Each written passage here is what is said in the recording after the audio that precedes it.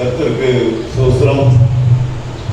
உங்கள் மத்தியிலே ஆண்டவருடைய வார்த்தையை பயிர தந்த கிருபையை நான் அவரை மறுபடியுமாய் துதிக்கிறேன்.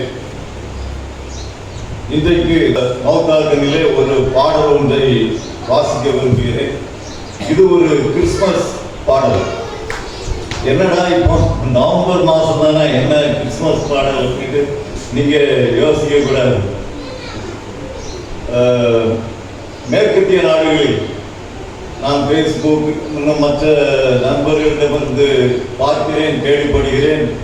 மேற்கத்திய நாடுகளில் அமெரிக்கா, இங்கிலாந்து நாடுகளெல்லாம் அக்டோபர் மாதத்திலே கிறிஸ்துமஸ் கொண்டாட்டங்கள் ஆரம்பித்து விட்டது. ஏன் நாம் நவம்பர் மத்தியிலே கிறிஸ்துமஸ் பாடல் வாசிக்கக்கூடாது என்று என்னை கேட்டவன். ஆனால் பிரசங்கம் மகதலேனா மரியாதை பற்றி பேசுகிறேன். அது கிறிஸ்துமஸ் பிரசங்கம் கிடையாது. இந்த பாடலானது கிறிஸ்துமஸ் பாடல்.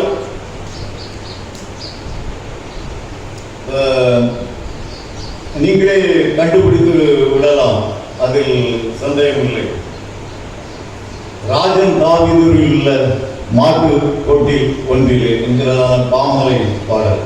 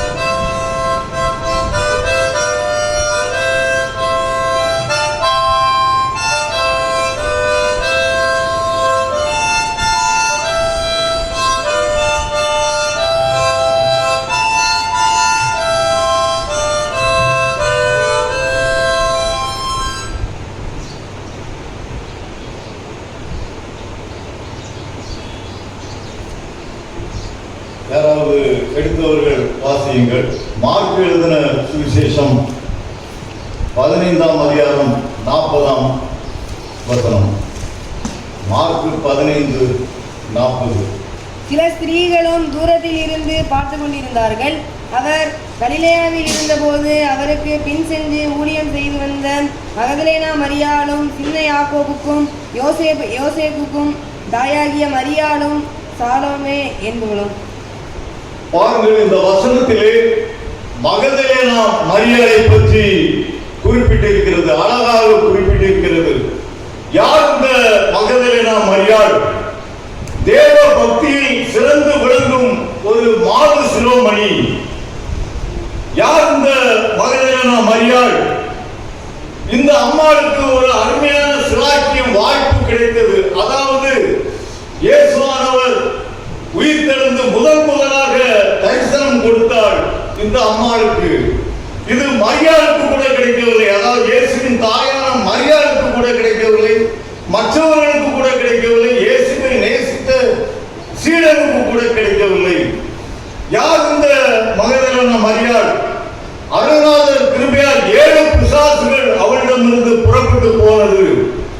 அவள் அன்று முதல் உயிரோடு இருந்த காலம் வரை இயேசுக்கு தொண்டு செய்தார். இயேசு கூடவே சென்று ஊழியம் செய்தார். இன்று நான் உங்கள் மத்தியிலே இந்த மகதலேனா மரியாளை பற்றி நான் கண்ட 3 விசேஷித்த காரியங்களை பகிர்ந்து கொண்டு அமர்லாம் என வாழ்ந்துகிறேன். முதலாவதாக, இயேசுவின் சிலுவையின் அருகே நின்ற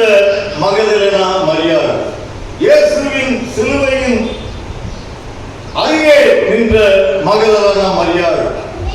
யோவான் 19:25 யாராவது வாசியுங்கள். யோவான் 19:25.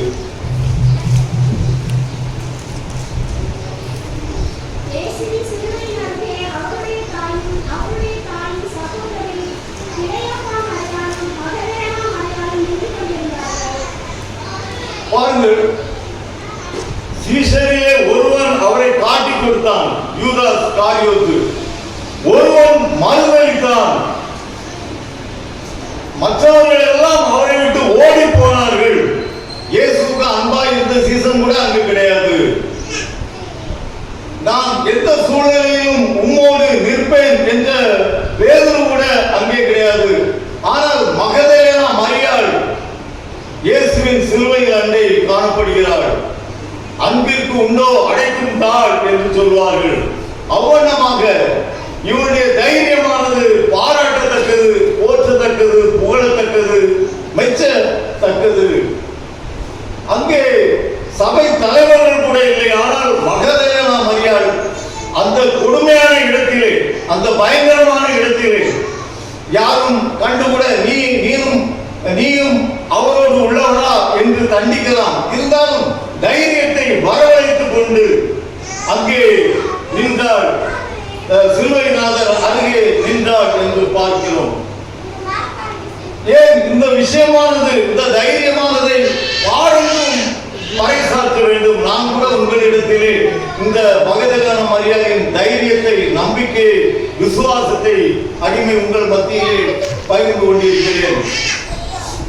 குணப்படாத ஒருவரிடம் சிலுவை படத்தை காண்பித்து, அதாவது இயேசுவானவர் சிலுவையில் அறைந்த படத்தை காண்பித்து, இயேசு உனக்காக ஐயா மரித்தார், இயேசு உன்னை நேசிக்கிறார் என்றால் அவன் மனமுடைந்து ரட்சிக்கப்படுவான். அதில் சந்தேகமே இல்லை. அவர் சிலுவை அடியில் நிற்பதே மாபாக்கியம். சோர்ந்த திருமுகத்தில் காண்பேன் திவ்ய உருக்கம் என்று ஒரு தேவ பக்தன் பாடுகிறார். ஜான் நிக்கோலஸ், நன்றாக மனதிலே பதித்துக் கொள்ளுங்கள். ஜான் நிக்கோலஸ் என்பவன் இயேசு வாழ்ந்த காலத்திலே அவனும் வாழ்ந்தான். அவன் ஒரு வேத பண்டிதன், வேத அறிஞன். அவன் இந்த வேதாகமத்தில் சொல்லப்படாத சில காரியங்களை எழுதியிருக்கிறான்.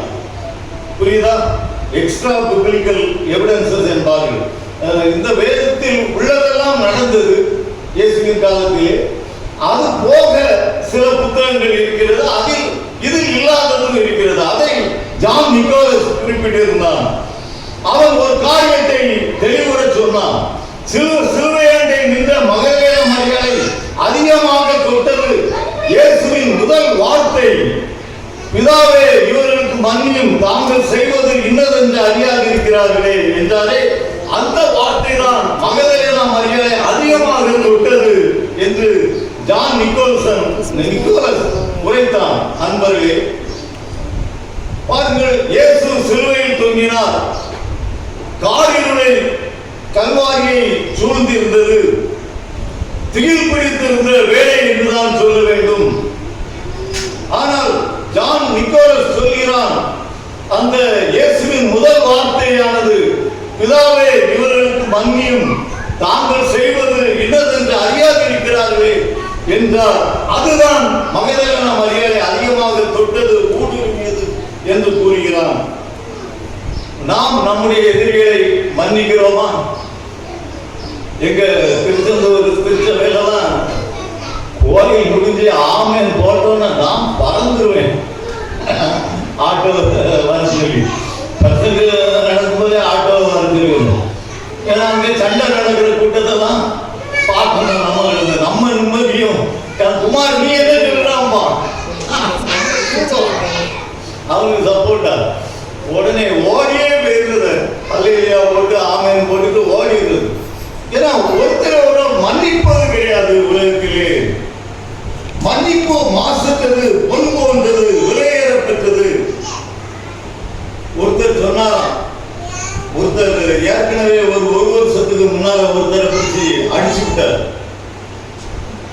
அப்போ இவரு ஒரு வருஷம் கழிச்சு சொன்னாராம், பைபிள் படிக்கிறேன், அதனால அவன் அடிச்சத மன்னிச்சுட்டேன். அதான் ரொம்ப டெக்னிக்கா இன்னொரு வார்த்தை சொன்னார், காயம் ஆறிட்டு ஆனா தழும்பு இருக்கான். கதை கேளுங்க. இப்போ எனக்குலாம் ஒரு கத்திரிக்கோள் வெட்டின தழும்பு இதில் இருக்கு பார்த்துக்கிடுங்க. சின்ன பையன்ல 5ஆம் படிக்கும்போது 6ஆம் படிக்கும்போது பாருங்க, தழும்பு இருக்கக்கூடாது மன்னிக்கும் போது. தம்பி புரியுதா? அவர் சொன்னது காயம் ஆறிட்டு, அவன் அடிச்ச காயம் ஆறிட்டு, மனசுல இருந்து ஆறிட்டு, ஆனா தழும்பு இருக்கு, அதை நான் மறக்க மாட்டேன். அது கூடவே கூடாது. உண்மையிலே அந்த மன்னிப்பின் செய்தி, மன்னிப்பின் வசனம் மகதலேனா மரியாதை அதிகமாக தொட்டது என்று ஜான் நிக்கோலஸ் மூலமாக நாம் பார்க்கிறோம். இரண்டாவதாக இயேசுவுக்கு பின் சென்று ஊழியம் செய்த மகதலேனா மரியாள். மார்க்கு 15:40 யாராவது வாசியுங்கள். மார்க்கு 15:40.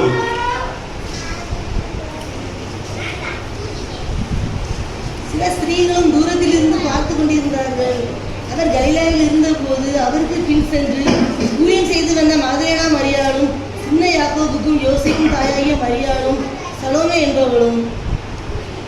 சரி, மரியாள் 7 பிசாசுகளால் பிடிக்கப்பட்டிருந்தால் அது குணமான உடனே, இரட்சகரின் அருளால் குணமான உடனே ஊழியம் செய்ய புறப்பட்டு விட்டாள். இயேசுவோடு ஊழியம் செய்ய புறப்பட்டு விட்டாள். எல்லாம் இயேசுவே, எனக்கு எல்லாம் இயேசுவே என்று சொல்லிக் கொண்டு புறப்பட்டு விட்டாள். பாவ மன்னிப்பை விடுதலையும் பெற்றேன் என்றாள். இகவதில் உண்மை இல்லாமல் எனக்கு யார் உண்டு என்றாள். பூவுலகில் நாட்டம் நீரே என்று இயேசுவின் பின்னே சென்று விட்டாள். பாருங்கள், நமக்கெல்லாம் அப்படிப்பட்ட கிருபை, அருமை, பெருமை கிடைக்கவில்லை. ஒருவேளை நானும் இயேசுவின் காலத்தில் உயிரோடு இருந்திருந்தேனால் இப்படி மகதலேனா மரியாதை சென்றிருப்பேன். பாருங்கள், ஒரு உதாரணம் கூறுகிறேன். தென்னாப்பிரிக்கா மக்கள் ஊழிய வாஞ்சையிலே அதிக அக்கறை கொண்டவர்கள். நம்மை போல மரியாதை போல, மகதலேனா மரியாதை போல நாமும் ஊழியம் செய்ய வேண்டும். தென்னாப்பிரிக்கா சபை மக்கள் என்ன செய்வார்களாம், ஆங்காங்கே அக்கம் பக்கத்து வீடுகளில் உள்ளவர்களை எல்லாம் முடிந்த அளவுக்கு யார் யார் வருவார்களோ அவர்களை கூட்டி வருவார்களாம் ஆலயத்திற்கு. நாம் அப்படி செய்கிறோமா? யாராவது அக்கம் பக்கத்தில் உள்ள தெரிஞ்ச சகோதர சகோதரிகளை கூட்டிக் கொண்டு வருகிறோமா? அந்த பாஸ்டர் இப்படி நான் நிற்பது போல் நின்று கொண்டு இன்றைக்கு யாரெல்லாம் புதிதாக இருக்கிறோம் அந்த சின்ன பையன்களை கண்ட்ரோல் பண்ண ரொம்ப சத்தம் போடுறாங்க. ஆளுக்கு ஒரு தசைக்கு பிரிங்க, அப்பதான் அமைதி உண்டாகும். பாஸ்டர் இங்கே நின்று கொண்டு இன்றைக்கு யாரெல்லாம் புதிதாக ஆத்மாக்களை கூட்டிக் கொண்டு வந்தீர்கள் என்று கேட்பாராம். ஆங்காங்கே காளான் முளைத்தது போல எழும்பி, நான் எஸ்தரை கூட்டிக் கொண்டு வந்தேன், நான் அந்த தம்பியை கூட்டிக் கொண்டு வந்தேன் என்று சொல்வார்கள். நம்முடைய இந்தியாவிலே அந்த பழக்கமே இல்லை. அது உண்மையிலே அவசியமான பழக்கம். கண்டிப்பாக நாம் கூட்டி வருதல் வேண்டும். ஏனென்றால் இது மிக மிக முக்கியமானது. ஊழியம் என்பது ஆத்மாக்களை ஆதாயம் பண்ணும்படி தேவன் தமது குமாரனை கொடுத்தார். ஆவியானவரை கொண்டு ஊழியம் செய்து வருகிறார். பாருங்கள், 3 பேர் இணைகிறார்கள். 3 பேர் இணைந்து ஊழியம் செய்கிறார்கள். அது மிக மிக முக்கியமானது. ஆத்மாக்களை ஆதாயம் பண்ணும்படி தேவன் தம்முடைய குமாரனை உலகத்தில் அனுப்பினார். ஆத்மாக்களை ஆதாயம் பண்ணும்படி தேவகுமாரன் தன் ஜீவனை கொடுத்தார். ஆத்மாக்களை ஆதாயம் பண்ணும்படி பரிசுத்த ஆவியானவர் உலகிற்கு வந்திருக்கிறார். இந்த மேலான ஊழியத்தை தேவன் நமக்கு கொடுத்திருக்கிறார். மனுஷனை கொண்டு மனுஷனை பிடிக்க வேண்டும் என்று திட்டம் கொண்டார். தேவதூதர்கள் கூட இந்த ஊழியம் அவர் கொடுக்கவில்லை. ஆனால் நம்ம என்ன பண்றோம்? நிறைய வேலைக்காரமா ஊழியமா செய்யறாங்க. தானும் திருந்துறது கிடையாது, ரசிக்கப்படுவது கிடையாது. அப்படியே இந்த செத்த மாதிரி நடப்பணமா அலைஞ்சிக்கிட்டு இருக்காங்க. நல்லா அங்கங்க செல்போன்லயும் சரி, சினிமா தியேட்டர்லயும் சரி, சினிமா கிடைச்சதுன்னா வாய்ப்புல ஈ போறது கூட தெரியாம படம் பார்த்துக்கிட்டு அலைகிறான். அப்போ ஊழியம் செய்ய வேண்டும், ரட்சிக்கப்பட வேண்டும், ஊழியம் செய்ய வேண்டும். மகதலேனா மரியாள் ஊழியம் செய்தாள். அமெரிக்காவிலே ஜேஎஸ் கென்னடி என்று ஒரு ஆங்கில கவிஞர், அவர் ஆங்கிலத்திலே பிரபல கவிஞர். அவர் ஒரு மனிதரை பற்றி கவிதை எழுதினார். நான் நல்லா கவனிக்கணும், அப்பதான் ஒரு கேள்வி கேட்பேன், பதில் சொல்லணும். பாருங்க, இந்த ஜேஎஸ் கென்னடி ஆங்கிலத்திலே ஒரு கவிதை எழுதினார். சின்ன கவிதை, ஒரு 5-6 வரி கவிதை தான். அந்த கவிதை கூட அப்படியே எழுதி வைத்திருக்கிறார், பிறகு வாசித்து காண்பிக்கிறார். அந்த கவிதையிலே அவர் என்ன சொல்கிறார்? ஒரு மனிதன் ஒரு தீவுக்கு சென்றான். அந்த தீவிலே உள்ள மக்களோடு வாழ்ந்தார். வாழ்ந்துவிட்டு அங்கே தனக்கு ஒரு வீட்டை கட்டினான். அது மட்டுமில்லாமல் ஒரு தேவாலயத்தையும் கட்டினான். என்ன செய்யறான்? ஒரு தீவு போய் ஒரு மனுஷன் குடியிருக்கான். அந்த மக்களோடு ஐக்கியமாகிறான். தனக்கு ஒரு வீடு கட்டுகிறான், ஆலயமும் கட்டுகிறான். நல்ல மனுஷன், ரட்சிக்கப்பட்ட மனுஷன். அப்புறம் எல்லாரும் போல அவன் ஒரு நாள் சாகுறான், மரணத்தை தழுவுகிறான். கர்த்தர் அவனை தூக்கி நரகத்தில் போடுறாராம். அந்த கவிதையில சொல்றாரு ஜேஎஸ் கென்னடி, நரகத்தில் தூக்கி போடுறாராம். என்ன காரணம் தெரியுமா? பதில் இருக்கு அவங்க கிட்ட, ஜேஎஸ் கென்னடி கிட்ட இருக்கு பதில். அதை பார்த்து நான் சொல்லுவேன். நல்ல மனுஷன், கோயில் கட்டினா, மக்களோட அன்பா இருந்தான், தனக்கு ஒரு வீடை கட்டினா, ரட்சிக்கப்பட்ட மனுஷன். அவனை தூக்கி கர்த்தர் என்ன செய்யறாரு? நரகத்தில் போடுகிறார் என்று ஜேஎஸ் கென்னடி எழுதுகிறார். காரணம், ஊழியம் செய்யல. என்ன செய்யல? ஊழியம் செய்யல. எல்லாம் செய்யலாம், கோயில கட்டினா, வீட்டை கட்டினா, மக்களோட நல்லா பழகினா, ஊழியம் செய்யல. அந்த கவிதையை இப்பொழுது வாசிக்கிறேன். I would buy me a perfect island home. I would build a perfect temple there, a shrine where my Christ might dwell. And you would beg to behold my soul, damned deep in a perfect hell. கடைசி வார்த்தையே ஹெல் தான், அதாவது நரகம் தான் முடியும். அப்போ உண்மையிலேயே நாம் ஊழியம் செய்ய வேண்டும். ரட்சிக்கப்பட்டால் மாத்திரம் போதாது. மகதலேனா மரியாள் வாழ்நாள் முழுவதும், எனக்கே அவனை நினைத்தால் பொறாமை இருக்கிறது. நான் கூட இயேசுவின் காலத்தில் வாழ்ந்தால் பின்னால அவர் பின்னாலே போயிருப்பேன். நீங்க சோறு போட்டு சாப்பிடுங்க, சோறு முக்கியம் இல்லையா? சரி, அப்போ பாருங்க, அப்படி ஊழியத்திற்கு நாம் கிளம்பி செல்லும் பொழுது தேவதூதருடைய ஐக்கியம் நமக்கு கிடைக்கும். ஒரு சின்ன உதாரணம் சொல்ல விரும்புகிறேன். இது ரொம்ப த்ரில்லிங்கா இருக்கும், ரொம்ப சந்தோஷமா இருக்கும் அதை கேட்கறதுக்கு. அதாவது இங்க ஆயத்தனார் கல்லூரியில் 45 வருடத்திற்கு முன்னதாக பிஎஸ்சி முடித்துவிட்டு வேதாம கல்லூரிக்கு சென்று விட்டேன். அங்க என்ன செய்வோம்னா, நேரம் கிடைக்கும் போதெல்லாம் பக்கத்தில் உள்ள கிராமங்கள்ல பூரா, அது பாம்பே பக்கம், பக்கத்துல ஒரு கிராமம் கக்கீரி உண்டு. அங்க நிறைய தமிழ்காரங்க உண்டு. அவங்க எல்லாம் மிலிட்டரியில வேலை பார்க்கிறவங்க. அப்போ நாங்க தமிழ் பையங்க 3 பேர், ராஜாமணி, தனபால், நான் 3 பேர் சேர்ந்து என்ன செய்வோம்? ஞாயிற்றுக்கிழமை சாயந்தரம் ஊழியத்துக்கு போவோம். அவங்க வீடுகளுக்கெல்லாம் போவோம். அவங்க எங்களை ரொம்ப நேசிப்பாங்க. ஏப்பா, நம்ம தமிழ்நாட்டில் இருந்து 3 பேர் வந்திருக்காங்க, 3 தம்பிமார், அங்க எங்களுக்கு உபசரணை செய்வார்கள், காபி அதெல்லாம் தருவார்கள். அவர்கள் மத்தியிலே நாங்கள் ஆண்டவரை பற்றி சொல்லுவோம். காட்டு வழியா நடந்து போனோம். அப்புறம் தான் அந்த கிராமம் வரும், கட்டி என்கிற கிராமம். அது அங்க வேலை பார்க்கிறவங்க எல்லாம் மிலிட்டரியில இருக்கிறவங்க, வேலை பார்க்கிறவங்க. அநேக தமிழர்கள் வீடு உண்டு, அங்கே நாங்கள் போயிடுவோம். அப்போ பலர் கிறிஸ்துவ சமயத்தை ஏற்றுக்கொண்டார்கள், கிறிஸ்தவராக மாறினார்கள் பல சகோதர சகோதரிகள். சரி, என்ன நடந்தது ஒரு நாள் என்று கூறுகிறேன். அந்த கல்லூரியில் ஒரு பழக்கம் உண்டு, ஜெப வாரம். சொல்லு, ஜெப வாரம். இங்கிலீஷ்ல சொல்றேன், வீக் ஆஃப் பிரேயர். மாதவன் சொல்லு, பீட்டா பிரேயர். காக்கா பிரேயரா? எனக்கு அப்படி வந்தது. நம்ம சிசேபில் சபரி சொல்லு வீக் ஆஃப் பிரேயர் கரெக்டா இருக்கான். உனக்கு ஒரு புது சோப்பு தானே மாமா ஆகவே. அப்புறம் வீக் ஆஃப் பிரேயர் ஜெப வாரம். அந்த வாரம் முழுவதுமே ஜெப மயமாக இருக்கும். தீவிரமாக எல்லாரும் காணப்படுவார்கள், ஜெபித்துக் கொண்டே இருப்பார்கள். அந்த வாரம் வகுப்புகள் அதிகம் இருக்காது, பிரசங்கம் நடக்கும். அது மட்டும் இல்லாம இன்னொரு சிறந்த பழக்கம் இருக்கும். இப்போ நம்ம மத்திய நல்லா கவனிச்சுக்கிட்டு, ஏன்னா இது வேற மாநிலத்தில் நடந்த புதுமையான ஒரு காரியம். உங்களுக்கு புரியாம அந்த ஜெப வாரத்துல நாங்க சாப்பிட போறோம்னு வச்சுக்கிடுங்க. அங்க 3-4 பேர் ஜெபம் பண்ணிட்டு இருப்போம். அப்படி சாப்பிட போற சிலர் கூட அதுல போய் கலந்து விடுவாங்க. கலந்து ஜெபம் சின்ன ஜெபம் 2 நிமிஷம் தான் கலந்து விடுவாங்க. அப்போ 3 பேர் ஜெபம் பண்ண ஆரம்பிச்சிருப்பாங்க. கண்ணை திறந்து பார்க்கும்போது 7-8 பேர் இருப்பான். புரியுதா உங்களுக்கு? அந்த வழியா போறோம்னா அப்படி பார்ட்டிசிபேட் பண்ணி அப்படி கலந்துருவாங்க. பார்த்துக்கலாம். கலந்துக்கிட்டு அவங்க ஜோத்தை முடிக்கும்போது எல்லாருமே ஜோம் பண்ணிடுவாங்க. ஜோத்தை முடிக்கும்போது 7-8 பேர் இருப்பாங்க. அப்போ பாருங்க, நாங்கள் அந்த பயங்கர காட்டு வழியா நடந்து போறோம்.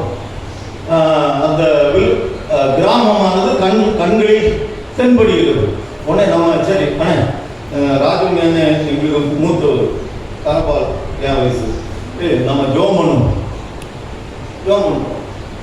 ஊக்கமா ஆண்டவர் கொடுத்து எங்க பாவத்தை எல்லாம் அடக்கி விட்டு என்ன ஜோம் பண்றோம். எங்களை புதிதாக்கும், எங்களை பரிசுப்படுத்தும், எங்களை தகுதிப்படுத்தும் அப்படிலாம் சொல்லி ஜோம் பண்றோம் 3 பேர்.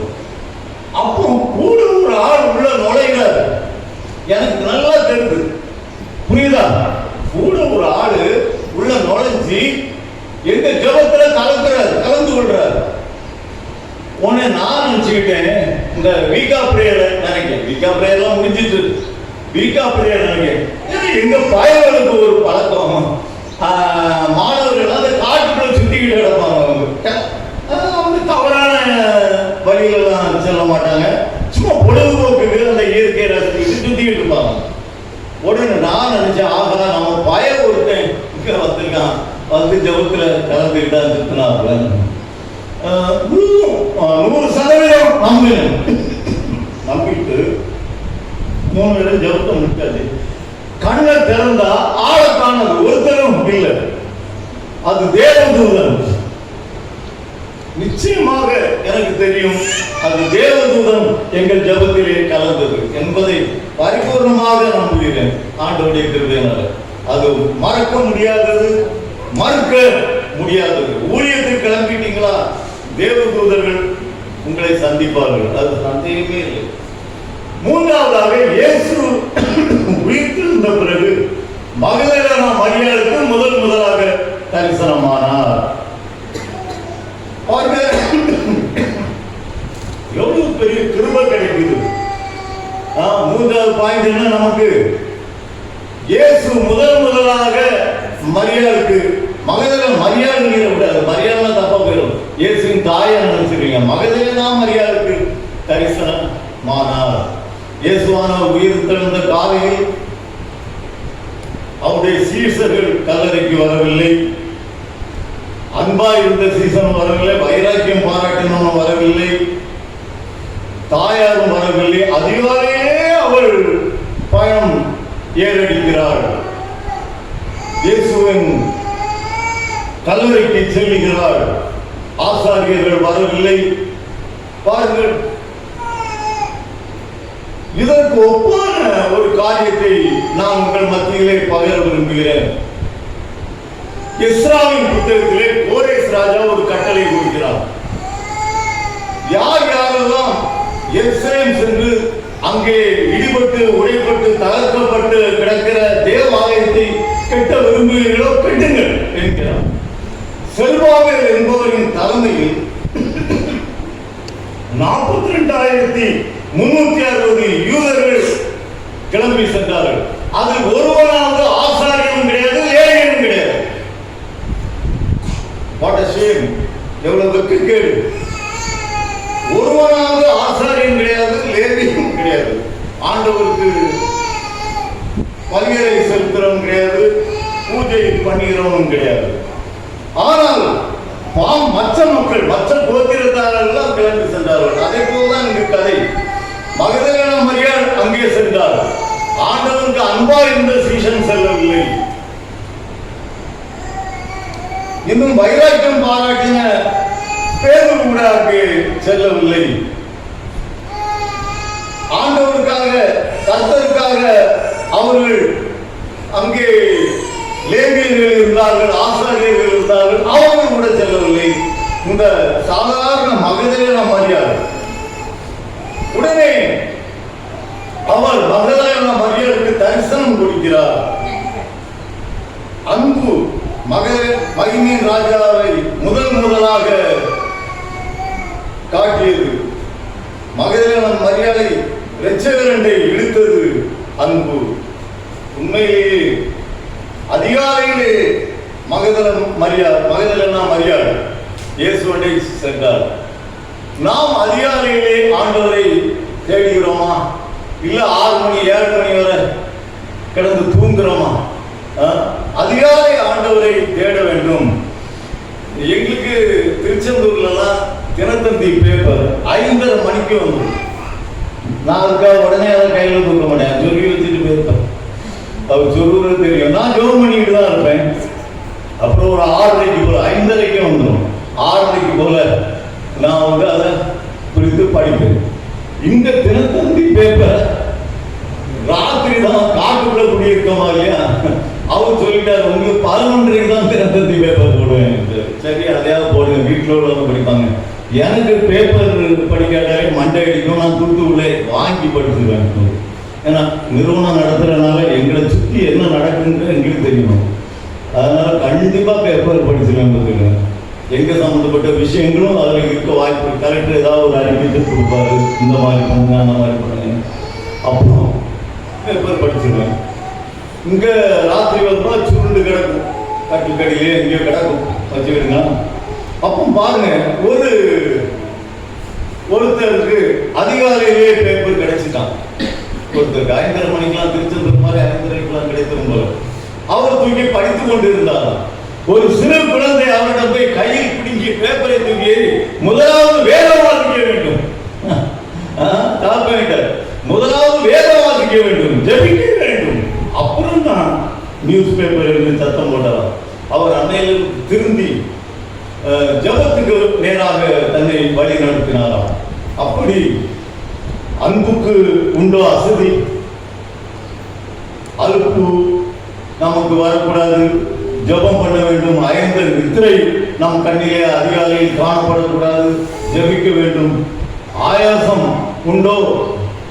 பலகாரம் செய்ய அதிகாலையிலே எழுப்பி செய்கிறோம்.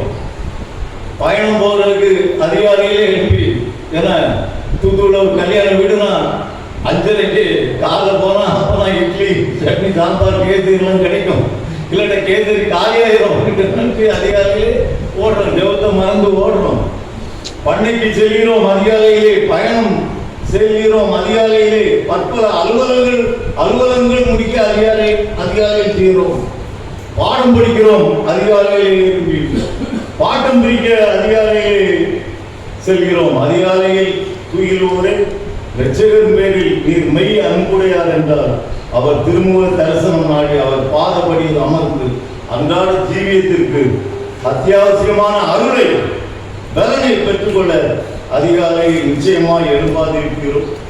பாவி கேளும் ஆண்டவர் அறையுண்ட இரட்சகர் கேட்கிறார் என் மகனே, அன்புண்டோ என் பெயரிலே, உம் அன்பின் பெருக்கை இங்கண்ணி போற்றுவோம், பிஞ்சைய கீதமும் எப்போது பாடுவோம்.